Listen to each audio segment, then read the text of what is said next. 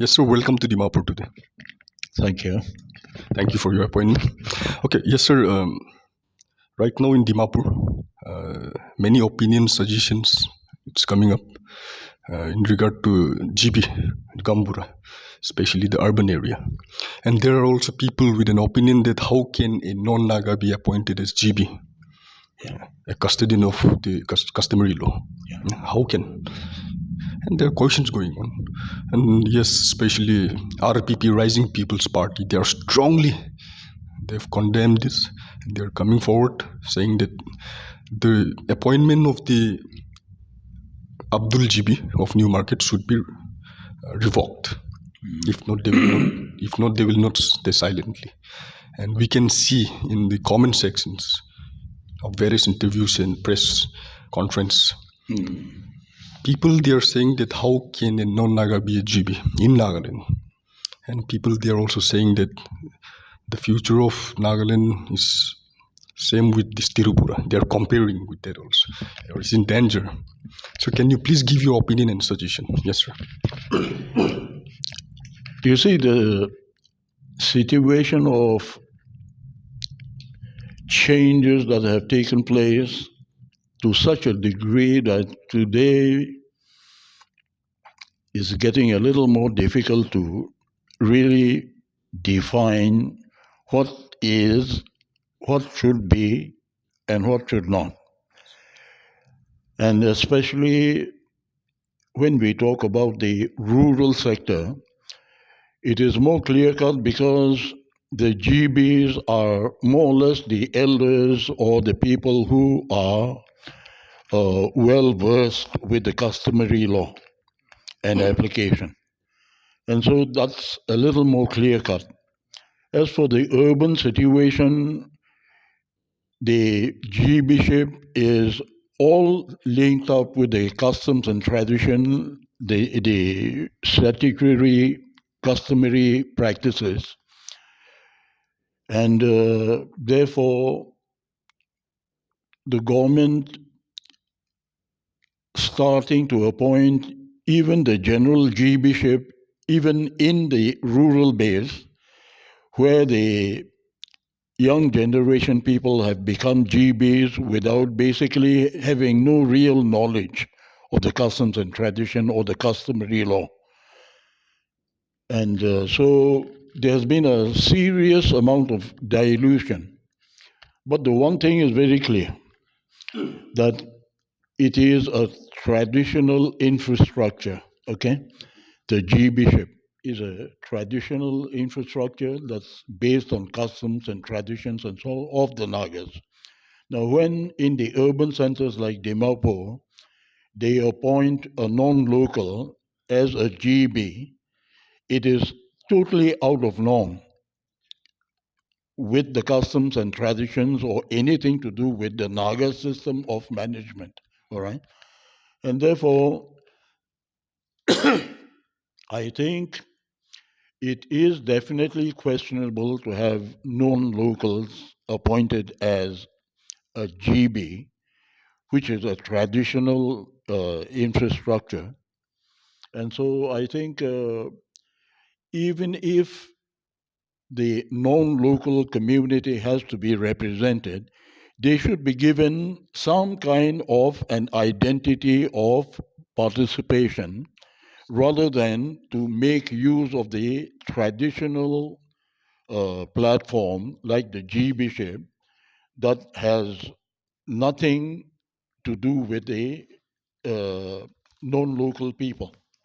You see, I mean, you cannot expect a non-local to understand the customs and traditions of the Nagas.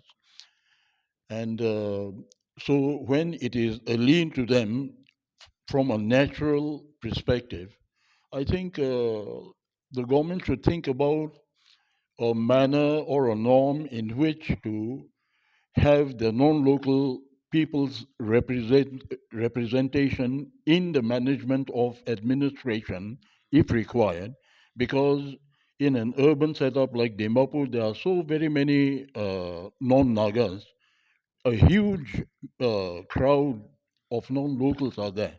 And even their issues need to be managed. The and therefore their representation within the management or administrative uh, system becomes a necessity. But to appoint them as a GB, that is contrary to the customary practices of the Nagas. And therefore, I think appointing non locals as GBs should be discouraged, and they should find out new ways and norms in which the community that exists in an urban center are given their representation and presence, but not appoint them as GBs. That's a very clear identity that is more akin to the Nagas, and it has nothing to do with the non-local, non-Nagas. No? So I think that there the government needs to improvise and think of a new system, but at least appointing non-locals as GBs on a traditional platform is questionable. Is questionable. Yes, be it urban or be it rural, both the GBs they wear this red coat, which is traditional. Okay, so according to you, you suggest or your opinion is the title GB instead of title GB, the government should bring some other name. For the non-locals, as I said, their representation is also relevant because in the urban centers, it comprises of not only the Nagas, non-locals are also there, and they have their own set of problems. Now, Nagas also may not necessarily know the inner difficulties of the non-locals who have also their own customs and traditions. You see? So, in the similar manner, where non-locals cannot understand the customs and traditions of the Nagas, even the Nagas have the same problem of understanding what may be the underlying custom and tradition that apply to the non-local community. So, in all fairness, they should be represented, but their representation should be identified in a different name or different kind of this thing. But the moment you call them GBs, that's a it's a synonymous with the Naga customs and tradition, and it is a misnomer or a misfit situation for non-locals to be identified as GBs. No? That's the only area that I would have had my set of questions. Okay, sir, who first coined the word GB? Okay, and why was GB in it those days? See, the GBs, by and large, the GB is Gaon Bura, no?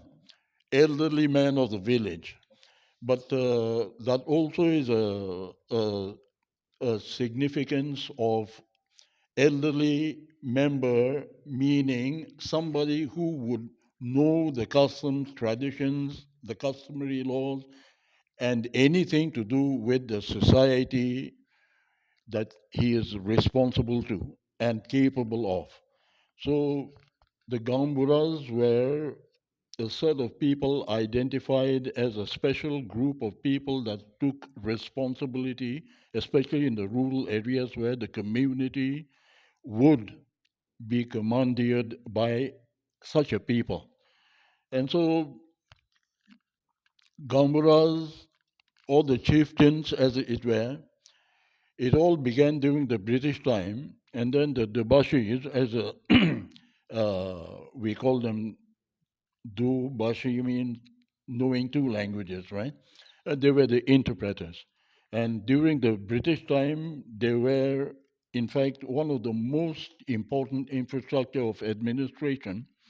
The British used them for various carriage of the orders of the British at the rural base. Huh? So these were important people that have come and evolved as the years come up, and they have special identity woven into their identity of being the elders with a vast knowledge on the customary practices and laws and everything to do with tradition and so on. So that was the original beginning. As I said, today you have a whole lot of youngsters who are GBs in the village, people who may not necessarily know anything about the customs and traditions of their own tribe or their own clan, but they've become GBs, where basically it is the linkages, connection, or politically inclined people who have some influence of the other. That kind of influence has become more the relevant way in actual appointment. Otherwise, especially the Bashis, they run a court. Now they settle differences and cases that are uh, customary in nature, right? And therefore, they are expected to know the customary laws of their own tribe. And it sometimes goes into differences even within clans. No? And so these were establishments created along the road through the British, and it has had its own uh, regular identity that has been built over the years as people responsible for specific areas of responsibilities. Huh? So the G bishop, in as far as the urban area is concerned, I think it's a much confused situation as of now. And the government doesn't seem to have any kind of a real criteria to make any kind of a distinction from the very fact of having appointed this Muslim individual as a GB. It's indicative that the government also doesn't have a clear perspective as to who can be appointed as GBs. So I think, in fact, this is a situation where the government should take note of it and then maybe come up with a, uh, applicable system within which even the non-locals can be represented in any administrative machinery, but give them befitting uh, identity or a designation that fits, but at least not a GB. GB is a bit too traditional, Naga-based tradition, and it's a misnomer for them. That's the way I look at it. Yes, sir. You have said that most of the GBs now uh, they have very less knowledge about the tra- customary law. So should there be a codified customary law?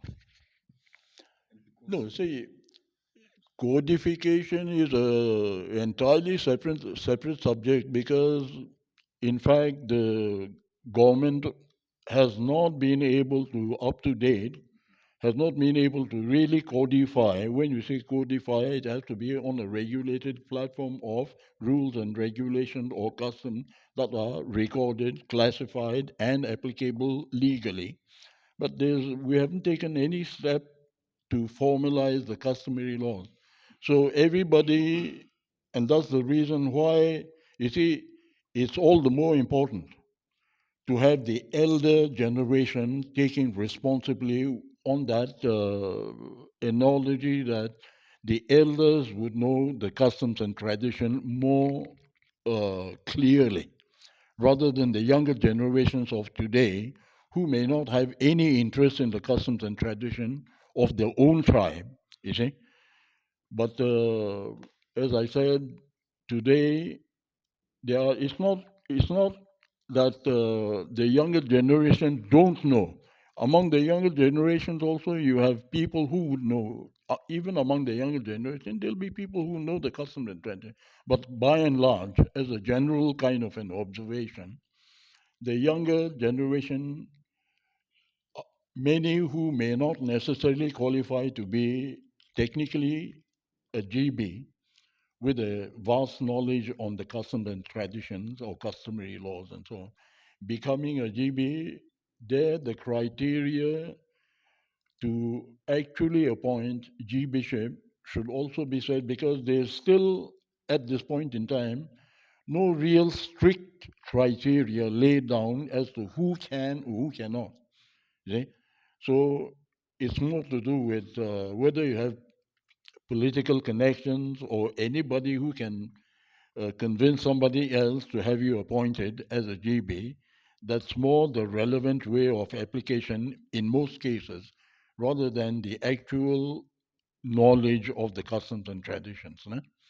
So I think in the absence of a regular codified norm, and in the absence of a more stricter applicable norms that qualifies an individual to become a G bishop, I think these are areas that the government needs to carry out a more refined approach rather than the haphazard way within which anything but anything can happen. Huh? Uh, like they say, anything in Nagaland can happen. So this is one of it. Yes, sir. There are many activist leaders who openly says that the future of Nagaland is next to Tirupura. How do you understand this? Look, I think the problems that the Nagas have already begun to face, it's beginning. And it's been simmering for a very long time. This many, especially the IbIs as we call them, the Bangladeshi immigrants. Huh?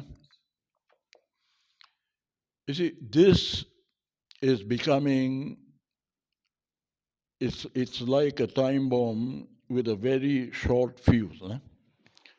We are adopting, we are bringing a whole lot of this IBIs, be it especially the IBIs, Bangladeshi Muslims. Only the Muslims or Hindus are also included. Hmm? Hindus are also included in IBI, illegal Bangladeshi migrants. No, when you say Bangladeshi, by and large they are Muslim, but even the Hindus are there. Hindus, Bangladeshi Hindus will also be there. So it's not more, I mean, it's not only the Muslims, but in as far as Nagaland situation is concerned, it's mostly to do with the Bangladeshi Muslims coming in. And once somebody has entered, the moment he is able to stabilize, he goes and brings in the brothers and sisters and the whole range of relatives, and we give them safe haven, giving them uh, a place to stay, give them employment, making them work and do any damn thing. They are people, the Bangladeshis especially, are people who are not just well-off people. And the moment they come to Nagaland, they have a free land. For them, that's heaven, you see. And they come, and here the Nagas use the Bangladeshis for the field work and for everything.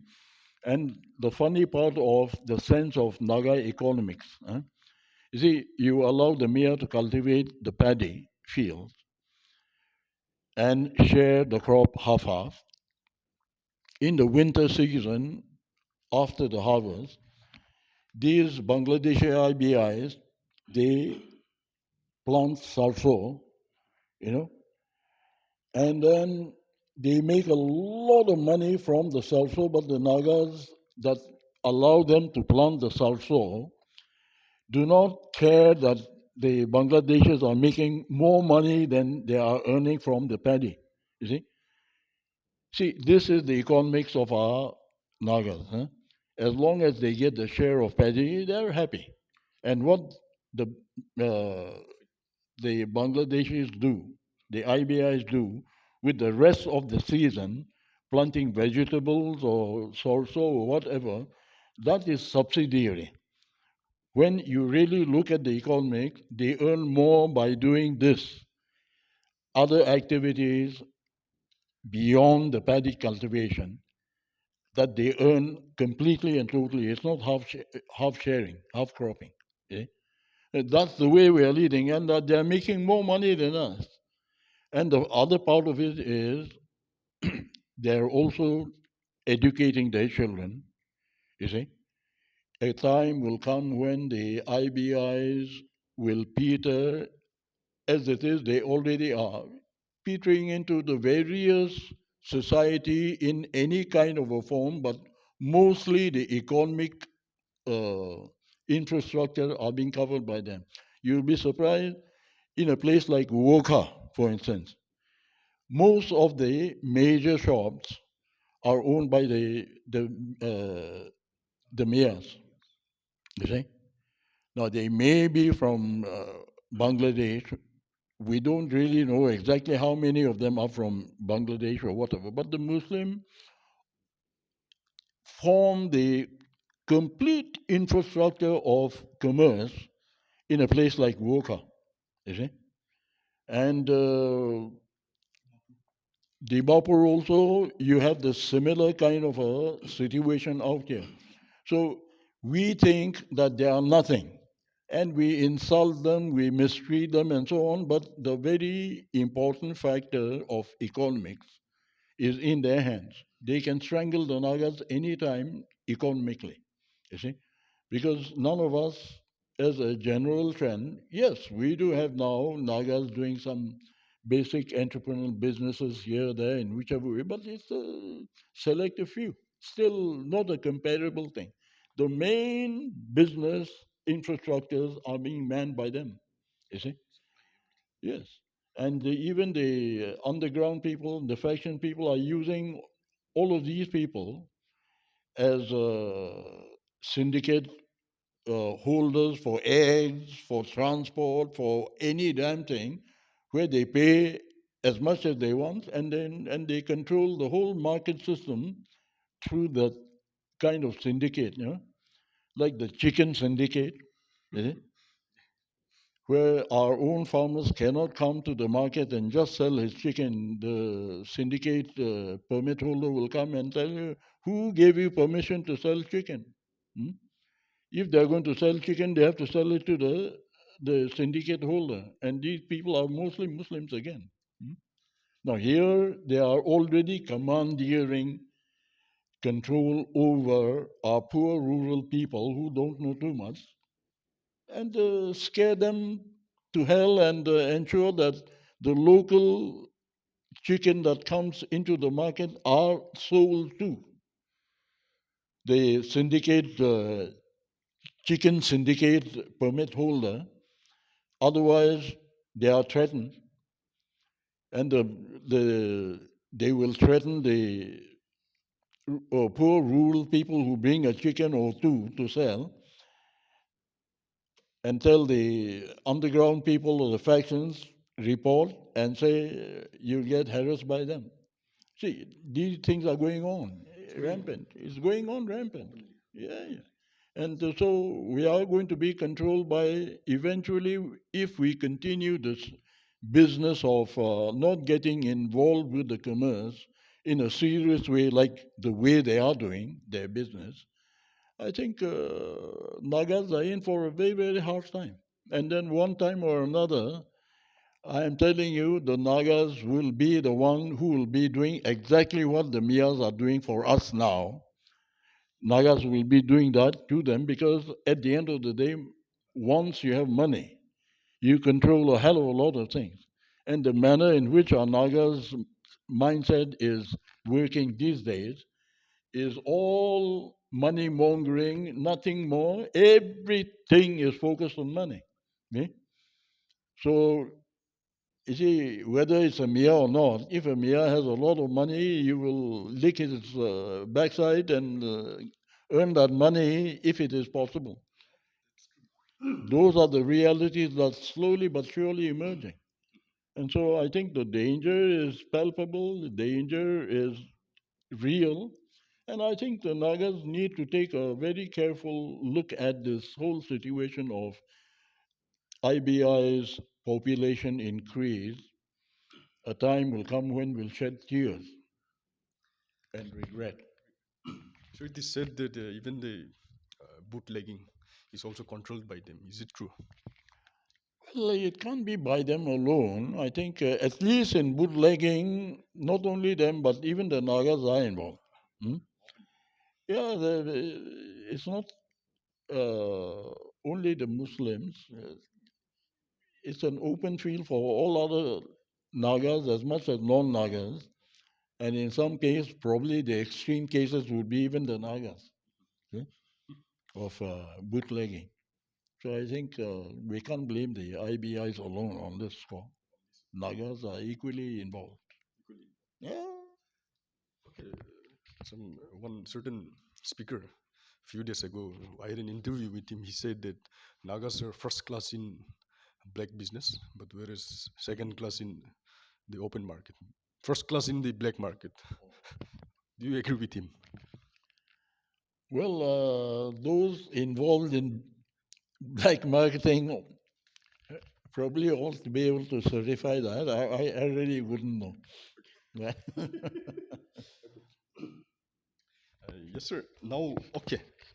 How can the administration or the government check this influx of illegal immigrants? Do you have any remedy suggestions for them? No, basically, we have the most important authority in the government system called the inner line permit. You see, right from the beginning, the British has created this inner line to ensure that we are not swarmed by non-locals because as ignorant people, the outsiders could come and generally swamp us in their advanced way of looking and treating whatever they do, and not to ensure that the Nagas are not, you know, uh, dominated or overrun by non-locals. The inner line permit has been established, and this is a very serious authority given to the government to ensure that whoever enters into our territory, they come in with that inner line permit, which is just for a few weeks or a month, or depending on the need base, even 4 months, 3 months, 4 months, as the case may be. But after the term is done, they are supposed to go. Now, our contractors, let's say, they bring in a lot of non-locals from elsewhere when they are doing contract work for various kind of work. They bring in a lot of laborers from Assam. You see, under the inner line permit, they bring them in. But once the contractor finishes his own work, who he has brought in, he doesn't send them out. He just leaves them, and these people who come in under those original permit find other contractors who renew the permits and continue the stay, and not only for 5 months, 6 months, but years on end. So the people who have come in under the inner line have been renewing their inner line passes for 4 years, 5 years, 10 years on a continuous basis, and finally they land up getting their name registered even in the electoral roll. You see? So they get legal status by that time, and they become just a part and parcel of a community, though they are not. So when the inner line passed, that should have been uh, implemented with all seriousness. See, the government does not look at this special authority given with any seriousness. So the people who are in charge of issuing the inner line pass, you have dalals in the DC, in front of DC's court with a ILP form. They collect, sign, with every petition that is to be considered, they pay a certain amount of commission to the officer in charge, and it's more a business. Yeah. So there is no checks and balances, and the people that come in for whatever period continue their stay for so long. Now that has happened over so many years, And now today, those people who had come in originally under ILP, they become a regular part and parcel of a community and a citizen, and even registered their names in the electoral roll. See, we ourselves are damaging ourselves by allowing such a practice to carelessly be handled by irresponsible authorities or officials that don't really understand what the importance of inner line pass is all about. And then they're making a business out of it. So when you have a business outlook to an issue like an ILP, then we are damning ourselves. Because many of these Bangladeshis, they've come in, all have come in with some kind of an ILP, but continued and then getting protection and getting registered in the electoral roll has become more or less, again, another kind of business during the election. You see? Say, as a GB, if I bring in 50 Bangladeshis and let them live in my village, I have them under my complete command to let them vote for whoever I want to vote. You see? So they have become vote banks, and the moment they become vote bank, again, it has a political implication. So even the politicians are involved, and so the cycle of destructive end game that the Nagas will suffer is being played by everybody with some authority, responsible at some place or the other.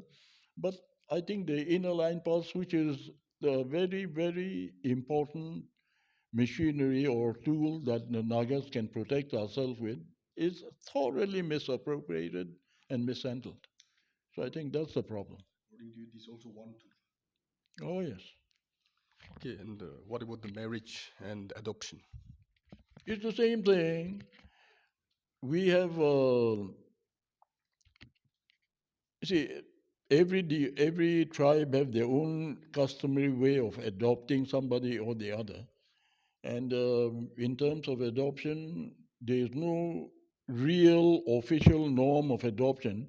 You see somebody on the roadside and you like him, you just pick him up, and the next day he becomes your adopted son or an adopted daughter. And slowly, by way of customs and upbringing, these, be it Muslim or other non-Nagas, huh, they start speaking your language like yourself, but they look different. Many of them even speak better than what you probably speak, your own dialect. See, that's the way things are. This adoption system, I think the government has to now refine and streamline exactly how an adoption can be, because no matter who they may be as a known local, being given an identity with full, complete rights of inheritance and every other thing to be a part of a Naga community as a non local, even as a non local. I think ultimately it will be counterproductive.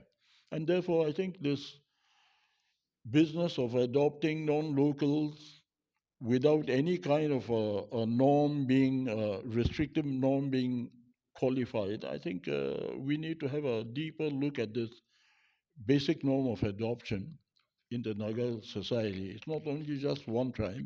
Every tribe are adopting children, non-local children, and some at the stage of a baby, you know, and so they become completely naturalized member of a community by way of the ability to speak your language just clearly like yourself. And only distinction is that your appearance does not look Naga. That's it. So, I mean, there are too many aberrations in the norms of adoption, and I think streamlining and ensuring that whether you adopt or not, such adopted children that are non-locals ought not to be given the right of inheritance or right of this thing. And even the government, I think, have become a little more stricter by way of saying that indigenous certificate cannot be given to non-local children, even if you have adopted them as your children. So there are some restrictive system that's slowly coming to bear, and I think it is important that government should strictly implement them. Okay, sir. Yes, you were in Congress. You contested election from Congress ticket also, but after some few years you left Congress. And while leaving Congress, you said, "I joined Congress when it was sinking." Okay, yes, okay, yes. So now are you in any political party, directly or indirectly involved? And yes, why I'm asking you this, it's because like 2024, it's, people they say it's very crucial. It's a fight between ideologies. Yes, Congress, India Alliance, and BJP. Yes, sir. What's your opinion, suggestions, and why did you left Congress? Because you believe in the ideology of Congress. Look, my honest belief is that of all the political parties in India, the one party that clearly comes out with an uncontaminated picture is the Congress, which has a very clear perspective on the secular nature of India, and where you have the liberty to practice your religion and your customs and your traditions without any kind of restriction. You see? So the respect for secularism is one thing that the Congress, among all the parties, has a proper record to certify them as one of the parties that is strongly embedded in the secular ideology. And for a country like India, where so many different kinds of people, different kinds of religion, different kinds of customs and tradition live, and yet have lived in harmony for so many centuries. You see? See, it is important that secularism must be a very, very elementary part of a political system or a government system so that everybody enjoys the privilege of that freedom that the Constitution provides. All right. And Congress has been one that has uplifted and sustained the spirit of secularism quite noticeably over the centuries, over the years. And that's the reason why I joined, because any other party has their own limitation. Now, especially for BJP, it is the RSS that controls the totality of a thinking process of a party called the BJP. And the whole philosophy of RSS is to make India a Hindu country. Hmm? So the Hindutva policies and the completeness of calling India purely a country of the Hindus. Hindu Rashtra, Hindutva, Hindu this, Hindu. You see, where other communities are not an equal member of what is called India in the perspective sense of what the RSS and the BJP as their working philosophy is. So I see the danger of BJP slowly but surely using the pressure points of RSS, formulate a government system within which, in one way or another, you just slowly but surely have to adopt Hindu practices, Hindu ideology, Hindu perspective to everything. And if a time will come, if you do not conform to the Hindu patterns of everything, which the RSS wants to be imposing in a country called India.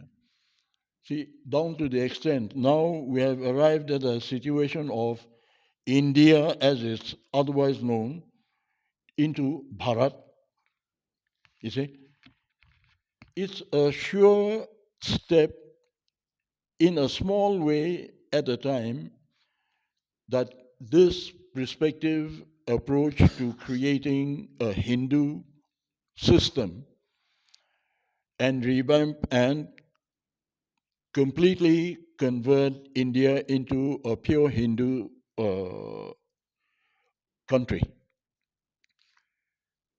So, at the end of the day, are we a part of India just so that you become a secondary citizen if you do not become a Hindu, or be coerced to be a Hindu despite the fact that you cannot accept it as a part of your religion?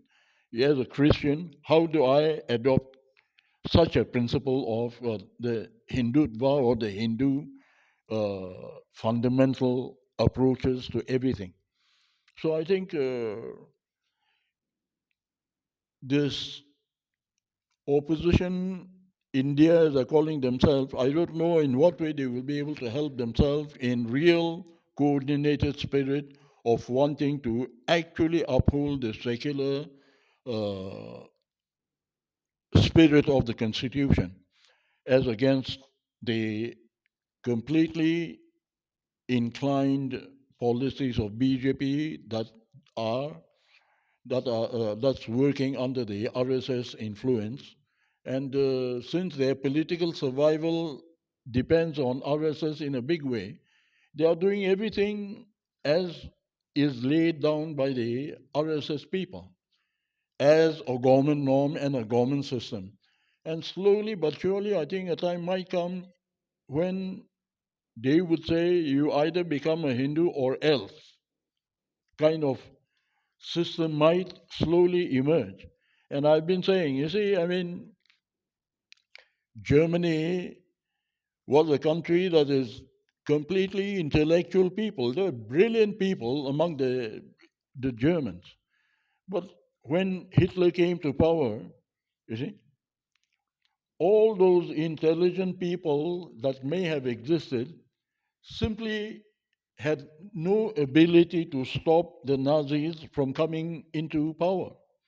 And the system of governance was such where you had people, young little people, children reporting on their parents, you see, children and your own friend reporting against you because the system has been so tightened up to ensure that Nazi philosophy becomes a way of life, you see.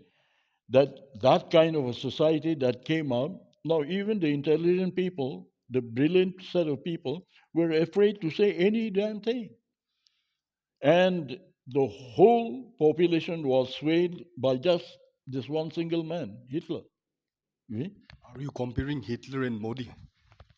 Well, as far as I'm concerned, I don't think I would hesitate to even make a comparative between this situation of Mr. Modi beginning to show signs of Hitlerism. And you see, look at what's happening in Manipur. Just because the chief minister is a BJP and it's a BJP government, no matter what is happening in the state, the law and order situation has collapsed completely and totally, and even as of today, yeah, the violence has not subsided. People are still dying, knowing that the whole, even the Indian army has been incapacitated. And so when the situation is so palpable that the law and order situation in Manipur has completely failed, just because it happened to be a state run by the BJP, the central BJP government is not willing to make any amends. Otherwise, it is more than amply clear that any sensible, fair government at the center would have imposed the president's rule in Manipur a long, long time ago. But that they are not going to do it, and they will allow the killings and everything going on, you see. And look at the amount of churches that's been. It's become a communal kind of a thing. It also is, without saying, it is also an anti-Christian attitude of Hindu community persecuting the Christians. You see? So all of these things are very clear signs of degradation that's happening, and that the government in BJP government at the center is unwilling to take cognizance of what's happening in Manipur, just because it also happened to be a BJP government. So these are very dangerous signs of what might come in the future for all the Nagas, for Northeast, and for India as a whole, for that matter. You see, because all Hindus do not think like the RSS or the BJP. There are fine Hindus who would be prepared to clearly curse the manner in which a whole range of things that are happening based on Hindu philosophy, Hindu this, because they themselves would say this is not Hinduism, you know. So in any given community, you have the good ones and the bad ones, and under any political situation, you have the good political parties, maybe not very good political parties. And as far as I'm concerned, the BJP is too tainted with uh, unfortunate attitude of bias towards others other than the Hindu community. And that's, to me, a very dangerous trend that I see. And I think I used to say, for a Naga political solution that has not been sorted out even now, I think this business of understanding the evolving kind of a scenario where India is being more slowly being molded towards a complete Hindu perspective. I think the Nagas must take a very clear stand to ensure that whatever happens in India, it cannot meddle into our customs and tradition like the Article 371 has delineated, and our religion cannot be tampered with. You see, these are clauses that should have a very clear legal status within which government of India should not play around with the lives of the Nagas or the religion or the customs or the tradition of the Nagas, no matter what may happen in the mainland. And so I think now that we are still negotiating with a political settlement, these are some of the issues that must be put in the forefront very carefully to ensure that our future is not put in danger in any manner where it concerns these kind of issues. No? So, which means like directly or indirectly, you still support Congress, no matter you don't have active membership. And in this coming election, what is your advice and suggestions to the common people? Common people, all the citizens. No, this ideology that BJP is heading the government and wanting to take opportunities and advantages, that is, monetary privileges and advantages, supporting BJP, whether it's a Hindu prone party or not. I think, to me, I feel the Nagas should have a little more sensitivity of being a Christian when the whole perspective of BJP is a Hindu prone kind of a thing. And as I've explained earlier, slowly but surely, a time may come when they tell us, you become Hindu or else. You see? Now, system, once it is evolved and slowly pressurized, you see, you get into the groove of being commandeered. And that's exactly what is going to happen. And I think my fear is that the Nagas focus on money so in such a crazy manner where you do not care as a Christian, as a Naga with certain basic dignity that we live by, losing all of that for the sake of money.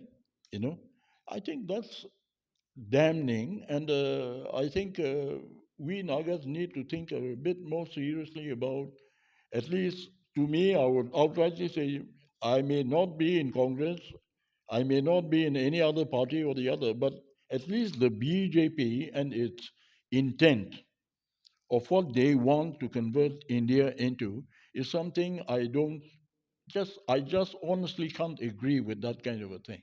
And therefore, if I were to advise our Naga people, I think being a Christian and being a value Christian, not just a Christian clan, but being a real Christian with a Christian value, is what we need to cultivate and identify ourselves with, because a day will come when we may be persecuted like the Romans persecuted the Christians in their time, in the centuries of. Hmm? We never know. We might just come to that kind of a stage where we may not be able to survive without becoming a Hindu. I dread the thought of such a period of time emerging. And therefore, at least for whoever the Nagas may want to vote, I think voting for BJP is a curse for the Nagas as a whole. I don't care whether they feel good or bad about what I'm saying, but that's the way I feel. So what's your opinion on some party workers like celebrating Raksha Bandhan, tying some, That's what I'm saying.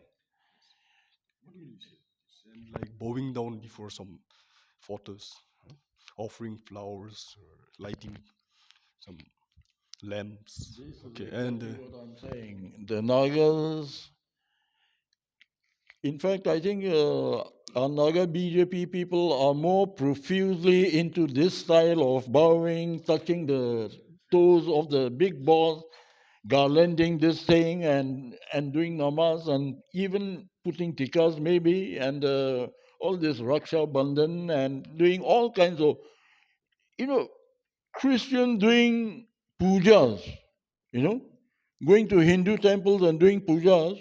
I think they should stop calling themselves Christians. You see, it's an insult to our own religion when they carry on doing this kind of and they are doing it openly. are they compromising?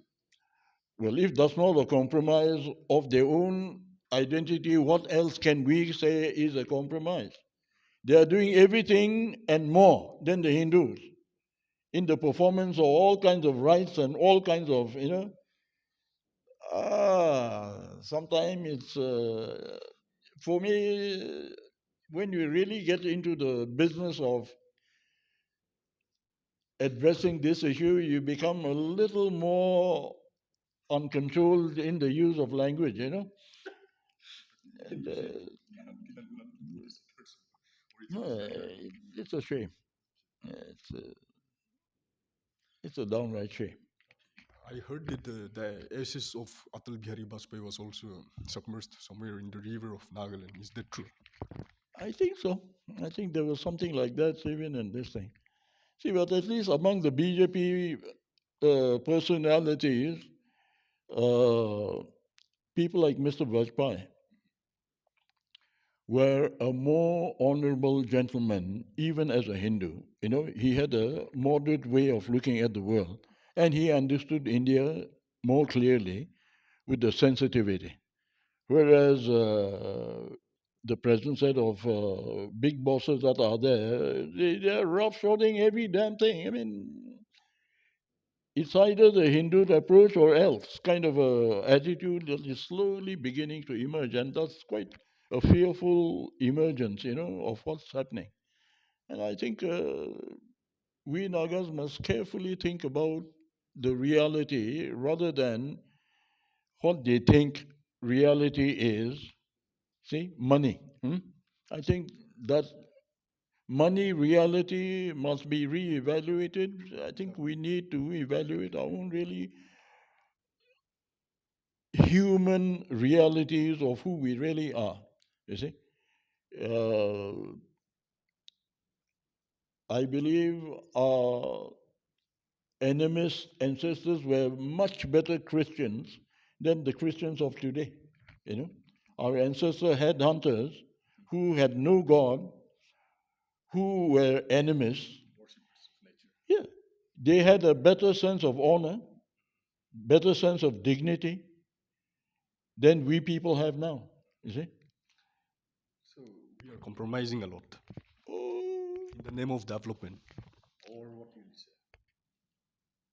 look, I've served in the government for a long, long time. And the one thing I know is, you know, our government servants, let's say in the 50s, late 50s, and even the early 60s, the government departmental budget that is provided, if the department could not spend the allocated amount, you know, the department or the officer who was responsible for that amount to be spent for any development work couldn't do it, either for law and order situation or for one reason or that they couldn't spend the money. They used to surrender the budget given to the department. They used to surrender to the government, and you'd be surprised they would get a call for explanation as to why the hell he was unable to spend that money. Yeah? Those were the days. Hmm? Look at today. Look at today. You give any department 200, 300, 1,000 crore, they will still give you additional estimated budget of another 1,000. You see? I mean, that's the difference of our change of character and our Christian attitude as it may, huh? We call us, that's the reason why I said we Nagas call ourselves Christian, and yet we may qualify as Christian clan. Just like I'm a Tishi, you have your own clan name and so on. It's something like that. Huh? All of us are Christian, yeah, Christian clan. But there's basically no Christian value in anything you do. Then what the hell are you calling yourself a Christian? So that's the way it is. And so, you see, when we began with an honest approach to even the expenditure of money in the government, slowly but surely we interacted with Delhi, learned all the tricks of the trade of how you can get corrupt. Huh? And then you started becoming corrupt. Today we have reached a point in time when the Nagas are teaching the Indians how to be corrupt. That's where we are. Thank you. Thank you very much, sir. Yes, we have some more questions, but I will continue in our next interview. Very soon we'll approach you. We'll come. Hope so by next week. And okay, yes, sir. But before we finish up this, I want to have one more question with you. Not question. Okay, Bharat Mata Ki Jai. What is your interpretation for this? Because this is one of the most favorite of the BJP. Well, it's an expression of veneration for India, and just saying long live Mother India does not hurt in any manner if it is just being an expression of better, greater India, if that's the case of that. But the moment it is tied up with a Hindu approach to, even wishing India well. Well, the other communities may or may not feel good or bad about it, but that's another way of imposing the will of Hindus on every other community as it is. In some certain programs I've come across, like in the banner, with a map of India and one deity, Hindu deity, goddess, and after it, in a big letter, it's written Bharat Mata Ki Jai. Interpretation क्या है आपका हिसाब से ये? That's what I'm saying. Long live Mother India. Yeah, I mean, So they are portraying India as a goddess, Hindu goddess. as I said, every little thing, you see, it takes small, small little things to perpetuate. Nah? Now, these are some of the ways they are doing it. Now, every day you see it, you get used to it. Then finally, you lose your critical mind towards it or against it. Just as much as I'm saying, when it is an Hindu intent in wanting me to do something or the other, I refuse. You see, I would refuse. But if these things continuously happen, you wear out and you get used to it, and finally you become it. You see, that's the slow evolution that is being set in motion. And so these little posters of Bharat Mata Ki Jai or Bharat Mata Ki whatever, you see, these are just a small, insignificant way of perpetuating one ideology or the other. And I suppose we have become so used to it. In fact, the BJP is shouting at the loudest possible voice they can produce in shouting the slogan, Bharat Mata Ki Jai. The hands are stretched way beyond their ability to. Okay, this word India, was it given by the Britishers or is it the English word India?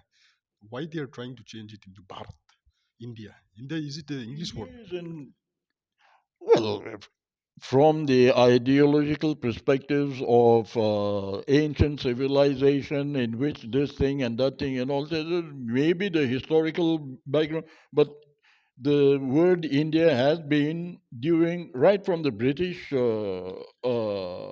administration, they have called India India. Yeah? Bharat would have been a part of the Indian language of identity for this thing, but when it has been officially adopted, used, and recognized by an international scenario or platforms, you see, suddenly, no, because calling it Bharat also wouldn't be a completely out of course in the sense that Bharat has its own historical and civilization roots going backward into this thing. But when an official term of identity has been otherwise used for so long, right from the British time till now, suddenly coming up with the idea of officially converting it into Bharat. Well, I wouldn't say it is wrong, but again, this is one way of setting the foundry of Bharat Hindu. You know, a step at a time, layers after layers, you begin. And the foundry is to begin with Indian name by way of Bharat as a foundry on which to build.